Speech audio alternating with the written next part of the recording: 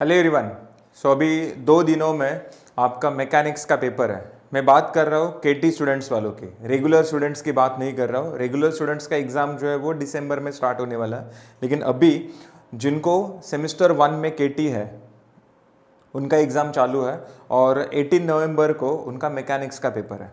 सो mechanics में पास होने के लिए मैं आज आपको plan A, plan B, plan C बताने वाला हूँ। कौन से टॉपिक के ऊपर आपको फोकस करना है, कौन से टॉपिक आप ऑप्शन में रख सकते हो, ओके। एग्ज़ाम में कौन से क्वेश्चंस पहले सॉल्व करने हैं, वो सब मैं आज आपको बताने वाला हूँ। सो वीडियो जो है वो एंड तक देखो और आपके जितने भी फ्रेंड्स हैं जो फर्स्ट ईयर में है, जिनको मैकेनिक्स का एग्ज़ाम देना है, उनको ये वीडियो फॉरवर्ड करो, ओके। सो स्टार्ट करते हैं। फिर सबसे पहले आर्केडमी का जो plan A, plan B, plan C है वो तो बहुत ही फेमस है। सो मैंने यहाँ पर plan A, plan B, plan C बना के रखा है। तो प्लान ए में टोटल 73 मार्क्स के टॉपिक्स है, 73 मार्क्स। अब उसमें सबसे पहला है को प्लानर फोर्स सिस्टम। को प्लानर फोर्स सिस्टम में कॉनकरेंट फोर्स सिस्टम है, जिसमें दो टाइप के एग्जांपल्स है, एक है विद कंडीशन और एक है विदाउट कंडीशन। सो कॉनकरेंट फोर्स सिस्टम के ऊपर एग्जाम में एक क्वेश्चन आएगा 4 मार्क्स के लिए, ओके। ये तो आपको सॉल्व करने आना ही चाहिए, क्योंकि यहाँ से तो आपका मैकेनिक्स स्टार्ट होता है। Resolution, then summation of F x, summation of F y. Resolution के लिए मैंने आपको एक डायलॉग दिया था, कमेंट बॉक्स में वो डालना है। मैंने क्या डायलॉग दिया था फोर्स रिजोल्व करने के लिए। Next summation of F x, summation of F y. फिर उसके बाद रिजल्टेंट कैलकुलेट करना है, under root of summation of F x square plus summation of F y square, फिर थीटा, देन लोकेशन। फिर उसके बाद पैरेलल, जनरल, डिस्ट्रीब्यूटेड। ये 3 फोर्स सिस्टम जो है इसमें आपको कॉनकरेंट के सभी स्टेप्स का रिपीट करना है, प्लस वहां पर वेरिग्नन थ्योरम भी यूज करना है। सो वेरिग्नन थ्योरम एंड लास्ट में एक्स बार वाई बार।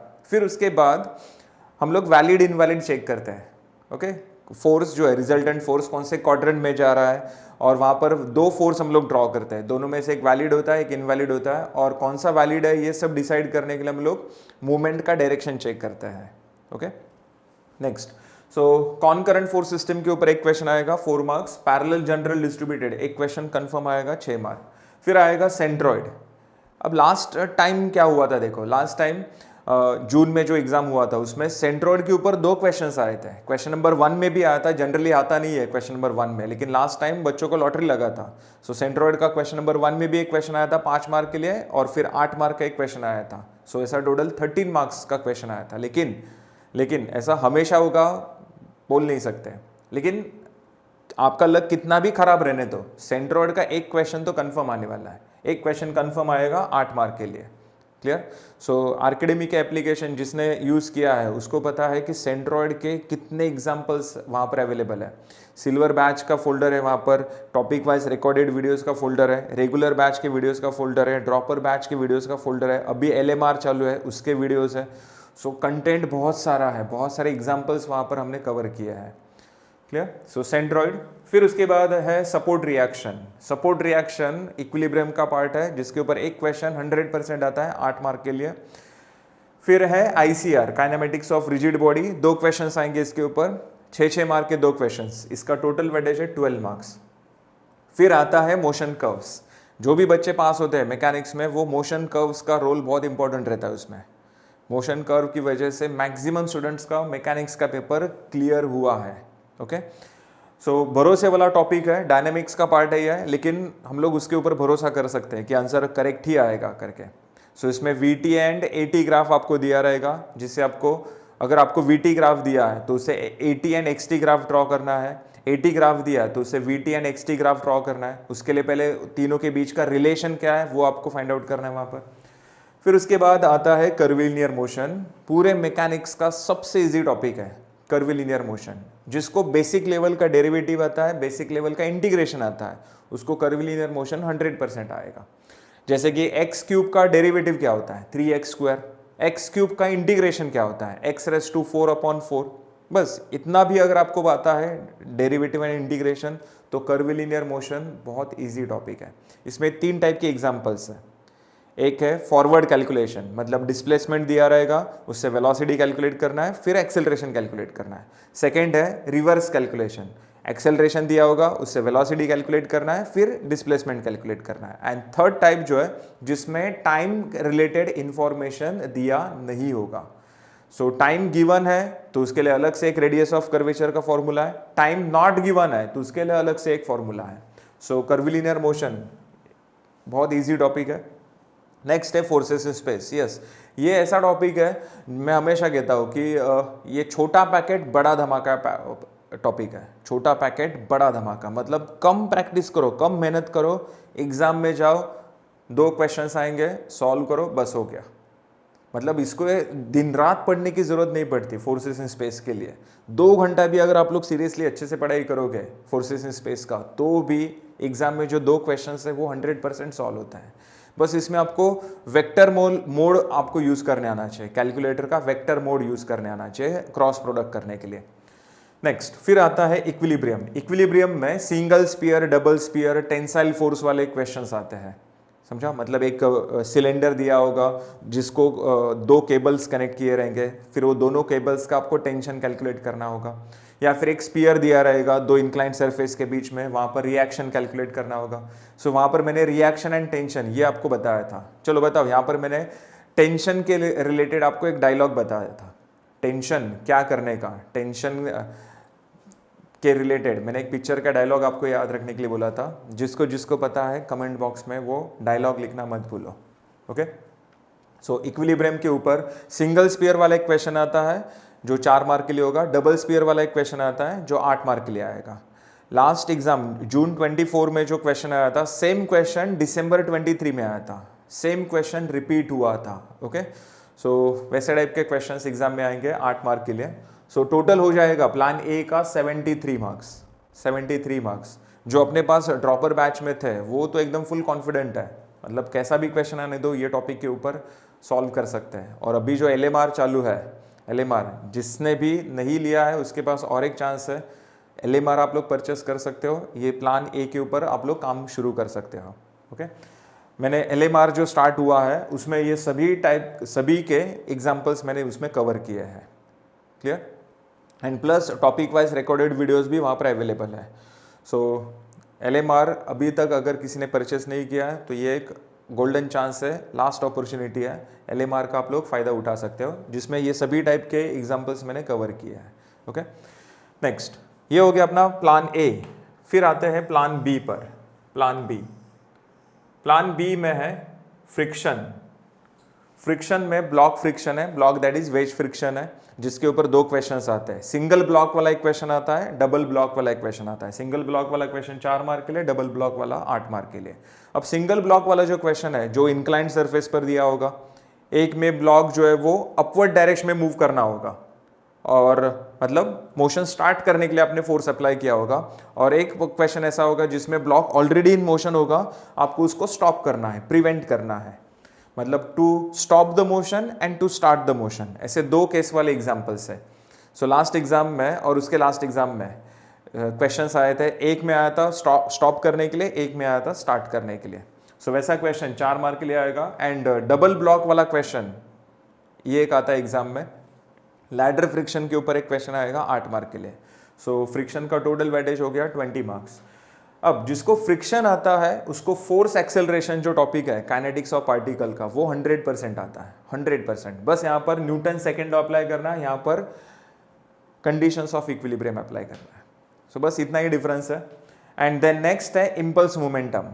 मैं हमेशा कहता हूँ इम्पल्स मोमेंटम किसको आएगा, जिसको फोर्स रिजॉल्व करने आता है उसको इम्पल्स एंड मोमेंटम 100% आएगा, क्योंकि यहाँ पर भी आपको सेम वही कंसेप्ट यूज करना है। बस यहाँ पर आपको फोर्स को रिजॉल्व नहीं करना है, यहाँ पर आपको वेलोसिटी को रिजॉल्व करना है। हाँ, लेकिन लॉजिक सेम ही है, जिसका एंगल उसका कॉस, करेक्ट? डायलॉग पता है सबको, कमेंट बॉक्स में लिखना है रिजोल्यूशन के लिए हम लोग क्या डायलॉग बोलते हैं, अभी मैंने बोला।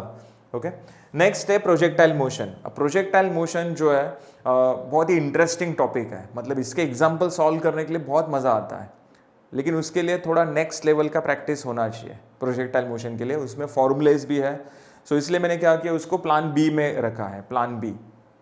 तो जब आपका प्लान ए परफेक्ट होगा तब आपको प्लान बी स्टार्ट करना है। मोस्ट ऑफ द स्टूडेंट, मेरे पास जितने भी स्टूडेंट्स हैं सभी स्टूडेंट्स ने प्लान ए तो कब का कवर किया है, प्लान बी के ऊपर उनका काम चालू है, करेक्ट? प्लान बी के ऊपर, और फिर उसके बाद वो प्लान सी के बारे में सोच रहे हैं। लेकिन प्लान सी के बारे में मतलब क्या करना है नहीं करना है, देखते हैं, प्लान बी का टोटल वेटेज है 38, प्लान ए का कितना था 73 ना। नेक्स्ट, एंड प्लान सी है, plan C rectilinear motion and work energy. Rectilinear motion kinematics of particle का टॉपिक है and work energy kinetics of particle का टॉपिक है। अब ये दो टॉपिक ऐसा है ना, मतलब इसके लिए थोड़ा नेक्स्ट लेवल का प्रैक्टिस होना चाहिए। अब होता क्या, प्रैक्टिस भी करते हो आप लोग लेकिन वो कॉन्फिडेंस नहीं आता है। जैसे कि रेक्टिलिनियर मोशन के मैंने 50 एग्जाम्पल सॉल्व किए, 50 एग्जाम्पल सॉल्व करने के बाद भी मैं जब 51st एग्जाम्पल लेता हूँ सॉल्व करने के लिए तो मन में डाउट रहता ही है कि अरे ये क्वेश्चन मेरा सॉल्व होगा नहीं होगा, हम लोग उसको शक की नज़र से देखते हैं। बाकी सेंट्रॉइड में ऐसा नहीं होता है, सपोर्ट रिएक्शन में ऐसा नहीं होता है। 3-4 एग्जाम्पल सॉल्व करने के बाद एक अलग सा कॉन्फिडेंस आता है, चलो कोई भी क्वेश्चन आने दो, मैं इसको 100% सॉल्व कर सकता है। लेकिन रेक्टिलिनियर में वो कॉन्फिडेंस नहीं आता है। वर्क एनर्जी का भी सेम वैसे ही है। वर्क एनर्जी में कुछ कुछ एग्जाम्पल्स एकदम मस्त लगता है, लेकिन कुछ एग्जाम्पल्स ऐसे होते हैं जहाँ पर हम लोग मतलब सोचते हैं कि अरे ऐसा भी होता है क्या, ऐसा भी हो सकता है क्या, जिसमें हम लोग डिफॉर्मेशन ऑफ स्प्रिंग जो है, deformation of spring at position 1, deformation of spring at position 2, so ये स्प्रिंग वाला कैलकुलेशन थोड़ा डिफिकल्ट जाता है बच्चों को, इसलिए मैंने उसको क्या किया है, प्लान सी में रखा है। सो प्लान सी जो है 9 मार्क है सिर्फ इसमें। अगर वो पॉसिबल हुआ तो अच्छे से करो, नहीं तो जाने दो, उसको गया, मेरे को देखना ही नहीं है, वो इग्नोर करो उसको। प्लान सी जो है वो इग्नोर करो, नहीं आ रहा है मुझे। ओके, सो प्लान अब देखो आप लोग प्लान बी होता क्या है, जब अपना प्लान ए फेल होता है तब हम लोग प्लान बी के ऊपर काम करते हैं, करेक्ट। यहाँ पर जिसका प्लान ए फेल होगा ना, उसका प्लान बी 100% फेल होने वाला है, समझा। हम लोग प्लान ए जो फर्स्ट प्लान होता है वो कौन सा बनाते हैं, ऐसा बनाते हैं जो इजी रहता है। अब इजी में ही हम लोग नहीं कर सकते हैं तो प्लान बी कैसे होगा, प्लान बी तो प्लान ए से डिफिकल्ट ही रहेगा हमेशा, समझा। जो इजी रहता है वही तो अपना प्लान ए होता है। तो आपको मैक्सिमम किसके ऊपर काम करना है, प्लान ए के ऊपर काम करना है, प्लान ए के ऊपर। जब आपका प्लान ए पूरा परफेक्ट हो जाएगा, सभी टॉपिक अपने कवर हो जाएंगे, तब हम लोग प्लान बी को हाथ लगाएंगे। प्लान बी हो गया तो प्लान सी को। नहीं तो होता क्या मालूम है, कुछ बच्चों को मैंने ऐसे देखा है जिसको फोर्स रिजॉल्व करने नहीं आता, वो रेक्टिलिनियर की बातें करता रहता है। Rectilinear, uniform acceleration motion, uniform velocity motion, variable acceleration motion. अरे तुझे फोर्स रिजॉल्व करने आता है क्या, किसमें कॉस लेना है, किसमें साइन लेना है, ये पता है क्या तेरे को। फर्स्ट क्वाड्रेंट में एक्स पॉजिटिव होता है, वाई नेगेटिव होता है, क्या होता है नहीं पता, कंफ्यूज रहता है। और वो रेक्टिलिनियर की बात करता है, मतलब क्या, जिसका एडिशन सब्ट्रैक्शन का मारा मारी है और वो डबल इंटीग्रेशन की बात कर रहा है, ट्रिपल इंटीग्रेशन की बात कर रहा है, समझा। बेसिक से जाओ पहले, बेसिक से। ऐसा अगर आप लोग कुछ भी कैसे भी करोगे गए, फिर आप लोग का मैकेनिक्स क्लियर होगा ही नहीं। मैकेनिक्स क्लियर करने के लिए पढ़ाई तो चाहिए, पढ़ाई से ज़्यादा प्लानिंग इंपॉर्टेंट है, स्ट्रैटेजी इंपॉर्टेंट है। ओके, प्लान करके ही आपको पढ़ाई शुरू करना है, नहीं तो कोई भी टॉपिक लो, दिन रात पढ़ाई करो, कुछ फ़ायदा नहीं है उसका। सिस्टमेटिकली पढ़ाई करोगे, प्लान के हिसाब से पढ़ाई करोगे, मैकेनिक्स आपका इजीली क्लियर हो सकता है, इजीली, समझा। सो ये plan A, plan B, plan C यहाँ पर मैंने रखे हैं। सो आपको इसके ऊपर काम शुरू करना है। अगर आपने LMR परचेस नहीं किया है सो अभी भी आपके पास चांस है। LMR में सभी टॉपिक के कंटेंट अवेलेबल है, बहुत सारे कंटेंट अवेलेबल है। सो फिर एग्ज़ाम के बाद मुझे रिप्लाई देना, कमेंट करना, मीन्स अपने यूट्यूब चैनल पर आके मुझे रिप्लाई देना मत भूलो कि सर पेपर कैसा गया, इजी था, डिफ़िकल्ट था। और जाते जाते मैं आपको एक चीज़ बोलूँगा कि जैसे ही आपको एग्ज़ाम के टाइम क्वेश्चन पेपर मिलेगा, क्वेश्चन नंबर 1 देखने के बाद डिसाइड मत करो कि पेपर ईजी है या फिर पेपर डिफ़िकल्ट है। क्वेश्चन नंबर 1 में जो भी क्वेश्चन आपको आएगा वो बोनस एज्यूम करने का। अगर आपको एक भी क्वेश्चन सॉल्व करने नहीं आ रहा है, टेंशन मत लो, टेंशन मत लो। आपको क्वेश्चन नंबर 2 से क्वेश्चन नंबर 6 ये जो क्वेश्चंस है ना, उसके ऊपर फोकस करना है। मैक्सिमम बच्चों को मैंने देखा है क्वेश्चन नंबर 1 में उसमें ही अटके रहते हैं। अरे नहीं आ रहा है तो आगे बढ़, तू देख ना, क्वेश्चन नंबर 2 देख एक बार, 3 देख, 4 देख, 5 देख, 6 देख। बहुत सारे बच्चों को रियलाइज कब होता है, एग्जाम के बाद। एग्जाम हॉल के बाहर आ गया ना तो रियलाइज होता है अरे क्वेश्चन नंबर 3 तो बहुत ईजी था, क्वेश्चन नंबर 4 भी ईजी था, समझा। मैंने तो पूरा टाइम क्वेश्चन नंबर 1 में इन्वेस्ट किया था। सो क्वेश्चन नंबर 1 में कोई भी क्वेश्चन अगर आपको सॉल्व करने आ रहा है बहुत अच्छी बात है, नहीं आ रहा है गया भाड़ में, समझा? क्वेश्चन नंबर 2, 3, 4, 5, 6 आगे के क्वेश्चंस एक बार अच्छे से देखो, उसके ऊपर आपको पास होना है। और 3 घंटे का पेपर है, मेरे हिसाब से आपने स्टार्टिंग के 1.5 घंटे में ही पास होना चाहिए। 32 मार्क्स जो है वो आपने स्टार्टिंग के 1.5 घंटे में ही अचीव करना है, और आगे के जो 1.5 घंटा है, आगे का जो हाफ टाइम है, उसमें आपको बाकी के क्वेश्चंस, एक्सपेरिमेंट वाले क्वेश्चंस, समझा? तो स्टार्टिंग के 1.5 घंटे में पास होने के लिए कॉन्करेंट है, पैरेलल जनरल डिस्ट्रीब्यूटेड है, सेंट्रॉइड है, सपोर्ट रिएक्शन है, आईसीआर है, फोर्सेस इन स्पेस है, प्लान ए के टॉपिक्स है, प्लान ए के, वो फर्स्ट हाफ में, एंड सेकेंड हाफ में प्लान बी। ओके, चलो नेक्स्ट। सो आपके एग्जाम के लिए बेस्ट ऑफ लक। मेरी तरफ से, आरकेडमी के हर मेंबर की तरफ से आपके एग्जाम के लिए बेस्ट ऑफ लक। एग्जाम दे के आ जाओ, मतलब फाड़ दो, पेपर पूरा फाड़ दो, तैयारी तो हो गया।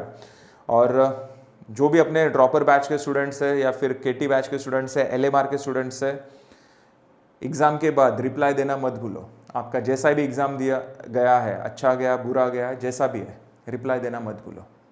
ओके, मैं वेट करूँगा। Thank you.